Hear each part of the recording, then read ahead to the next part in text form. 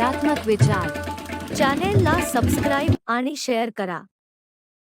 निवडणूक आयोग आणि भाजप एकच आहे असा आरोप महाराष्ट्र विधानसभा निवडणुकीपासून विरोधी पक्ष करत आहे. आज राहुल गांधी यांनी पूर्ण पुराव्यांसोबत सांगितलं आहे. त्यावर निवडणूक आयोगाने उत्तर देण्याऐवजी भाजप उत्तर देत आहे. पार्लमेंटचे विरोधी पक्ष नेता आदरणीय आमचे नेता राहुलजी गांधी यांनी आज वोटची चोरी कशी झालेली आहे हे आपल्याला सगळ्यांना पुरावे सकट या ठिकाणी दाखवलेलं आहे. आता त्यांनी दाखवल्यानंतर भाजपच्या इकोसिस्टममध्ये सडो की पळो सारखी परिस्थिती झालेली आहे आणि सारी त्यांची इकोसिस्टम हे सिद्ध करण्यामध्ये लागलेली आहे की आम्ही चोरी नाही. आणि ज्याचं उत्तर निवडणूक आयोगाने द्यायला पाहिजे त्याचं उत्तर आता हे भाजपचे नेते देताना दिसत आहेत. खरं मामला तो गड़बड़ है और चोर के दाढ़ी में तिनका तो यहाँ पे दिख रहा है. अक्षरशः तुम्ही चोरी केली आहे वोटरची हे दिसत आहे.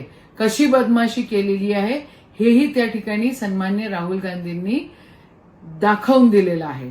मग आता निवडणूक आयोगाने हा भाजपचा मुखवटा बाजूला सारला पाहिजे आणि या देशाची लोकशाही बळकट राहिली पाहिजे. म्हणून लोकांचा विश्वास निवडणूक आयोगावर राहिला पाहिजे म्हणून त्यांनी जे काय सन्मान्य राहुल गांधींनी या ठिकाणी तुम्हाला पुरावेनिशी सांगितलेलं आहे ते तुम्ही खरं काय आहे हे सांगा ना. तुम्हाला भाजपचा मुखवटा का पाहिजे आहे, कशासाठी भाजप त्या ठिकाणी पाहिजे, निवडणूक आयोगाने याचं उत्तर द्यावं. आणि भाजपच्या नेत्यांनी हे जे बोलणं आहे ना चिप आणि हा डेस्क खराब झालेली आहे हे बोलणं बंद करावं. लोकशाही सोबत तुम्ही खेळ खंडोबा केलेला आहे. तुम्ही पार्लमेंटच्या इलेक्शनमध्ये पण केलं, तुम्ही हरियाणाच्या इलेक्शनमध्ये पण केलं, तुम्ही मध्य प्रदेशच्या इलेक्शनमध्ये पण केलं आणि तुम्ही महाराष्ट्राच्या इलेक्शनमध्ये पण खेळखंडोबा केलेला आहे.